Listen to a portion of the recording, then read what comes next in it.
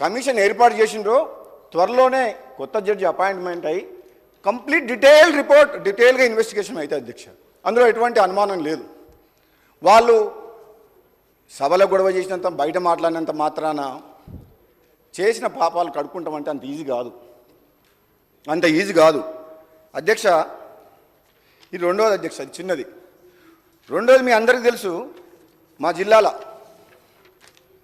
Yadadri power plant అధ్యక్ష, అది ఎంత పెద్ద తప్పు నిర్ణయం అంటే, జనరల్గానైతే థర్మల్ పవర్ ప్లాంట్ అధ్యక్ష, జనరల్గా పిట్ హెడ్ అంటే కోల్ మైన్ పక్కన, thermal power plants pit head అంటే కోల్ మైన్స్ పక్కలో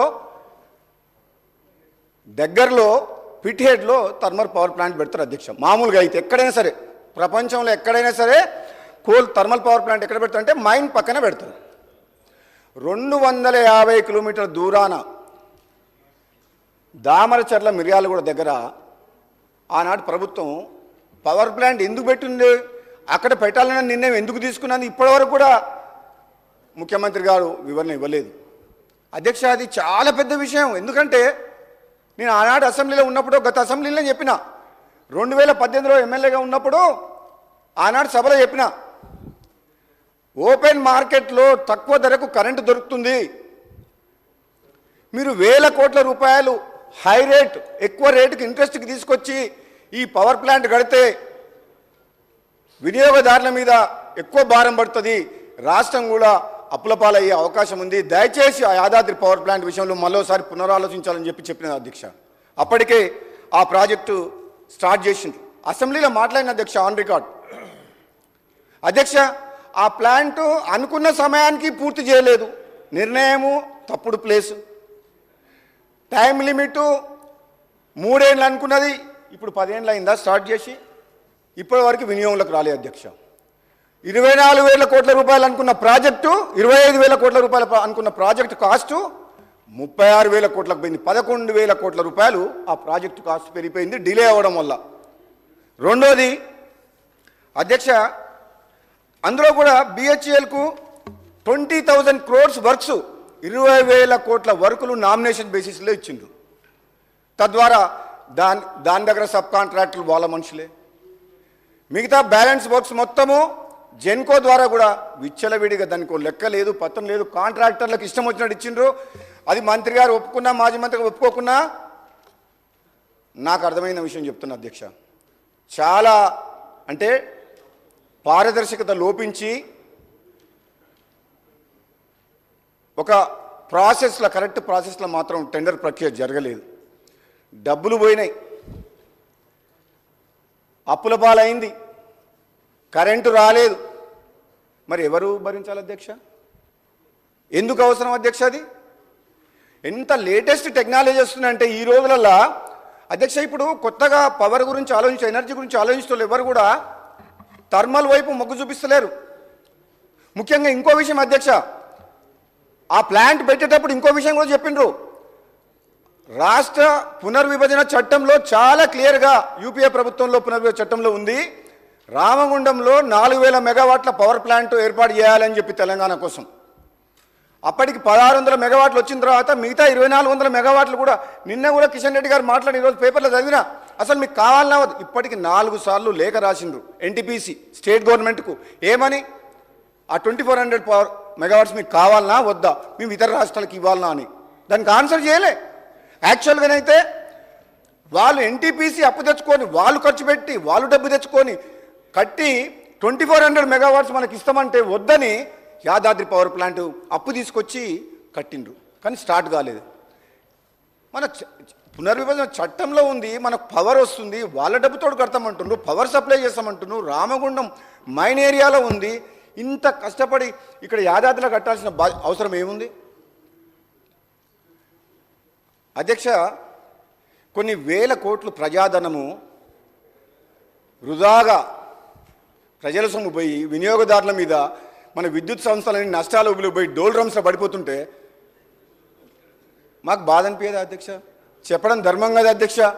మీ ద్వారా తెలంగాణ ప్రజలు కూడా ఒకసారి ఆలోచించాలి. ఆనాడు ఉన్న ముఖ్యమంత్రి ఏమనుకున్నాడో ఈ రాష్ట్రానికి నేను రాజుని, నా తర్వాత నా కొడుకు ఒక మోనార్కీ లాగా ఫీల్ అయిపోయిండు. ఎవరు మాట్లాడేది లేదు, నా నిర్ణయం ఫైనల్, మేము ఎవరి మీద డిపెండ్ కాము, మేము భారతదేశంలో అంతర్భాగం కాదు, ఇది తెలంగాణ రాజ్యానికి నేను రాజును అనే ఫీలింగ్లో నిర్ణయాలు తీసుకుండు. నిజంగానే అధ్యక్ష, ఈ నిర్ణయం అయితే ఈ యాదాద్రి పవర్ ప్లాంట్ నిర్ణయం, కాళేశ్వరం ప్రాజెక్టు నిజం మాత్రం 100% ఆయన ఆలోచన ప్రకారం నడిచింది తప్పితే ఆయన లేకుంటే ఈరోజు సభలో వేరే వాళ్ళు మాట్లాడతామంటే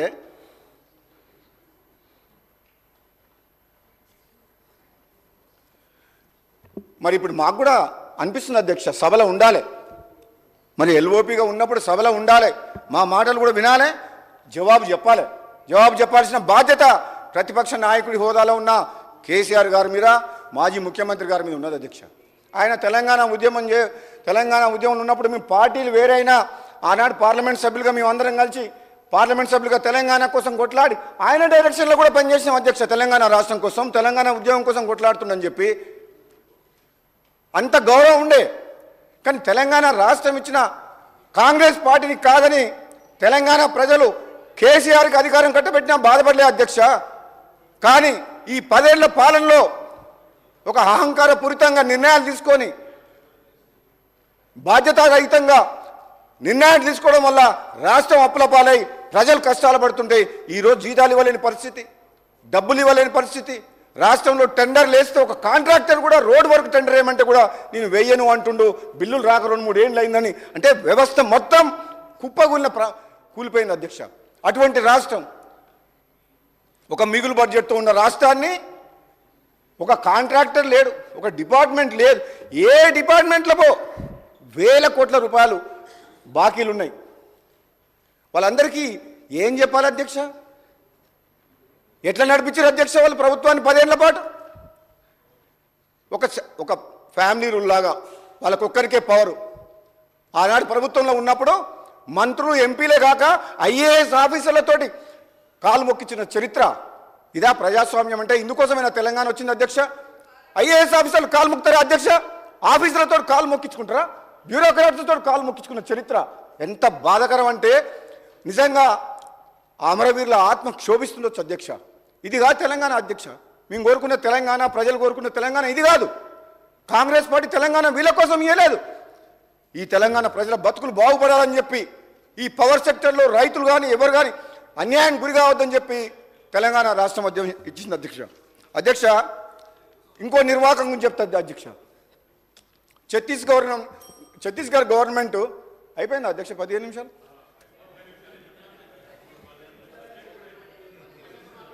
అంటే అధ్యక్ష, వీళ్ళు చేసిన పాపాల గురించి చెప్పాలంటే గంటల తరబడి మాట్లాడవచ్చు. నిజంగా చెప్పాలంటే మాత్రం గుండె తరుక్కపోతుంది అధ్యక్ష, గుండె తరుక్కపోతుంది, బాధ అనిపిస్తుంది. ఆవేదనతోటి బాధతోటి మాట్లాడుతున్న మాటలే తప్పితే వాళ్ళని నిందించాలని, వాళ్ళని విమర్శించాలన్న ఏమాత్రం ఆలోచన, ఉద్దేశం లేదు అధ్యక్ష. ఎంతసేపు రాజకీయ ప్రయోజనాల కోసం వాళ్ళు తీసుకున్న నిర్ణయాలు, అధికారంలోకి ఎట్లా రావాలి, అధికారంలో ఎట్లా నిలబెట్టుకోవాలి, మళ్ళీ అధికారంలోకి ఎట్లా రావాలి, రాజకీయ ప్రయోజనాలు దృష్టిలో పెట్టుకొని నిర్ణయాలు తీసుకుంటే నిజంగా రైతుల మీద ప్రేమ ఉందని వీళ్ళు అంటారు అధ్యక్ష.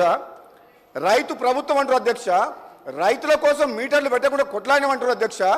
అధ్యక్ష, 10 ఏళ్ల పాటు మీ నియోజకవర్గంలో కూడా అధ్యక్ష ఒక మాట, ఇప్పటికి కూడా తెలంగాణ గ్రామాల్లో, మన గ్రామాల్లో ఇళ్ల మీద కరెంటు వైర్లు ఉన్నాయి అధ్యక్ష. షిఫ్టింగ్ చేయమని ప్రతి ఊర్లో అడుగుతారు. లైన్ షిఫ్ట్ చేసిన అధ్యక్ష. ప్రతి పల్లెటూరులో